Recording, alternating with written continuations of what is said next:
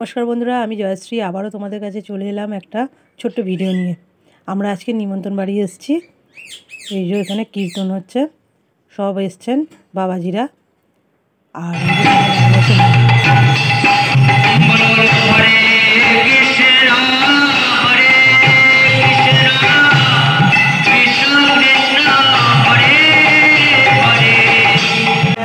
হরে রাম হরে রাম রাম রাম হরে হরে।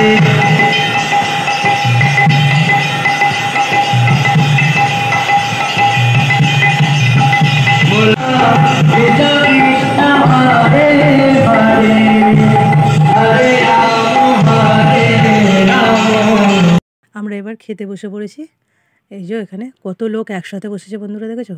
এই যে নিচে বসে খাওয়ার কিন্তু আনন্দটাই আলাদা। মা এই প্রসাদটা দিয়ে গেল, আমরা সবাই একটু করে নিলাম। তারপরে ভাত, শুক্তো, স্যালাড দিয়ে গেছে। খুশি খাচ্ছে আর হাসছে আমাদেরকে দেখে।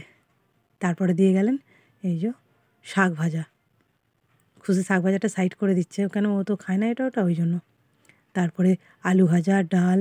রান্নাগুলো কিন্তু বন্ধুরা অসাধারণ হয়েছে। সমস্ত রান্নাটাই ইস্কান থেকে লোক এসেছিলেন, ওনারাই করেছেন। তারপরে এখানে এঁচোড়ের তরকারি দিয়ে গেলেন। এইখানে আমাদের গুরুদেব খেতে বসেছেন।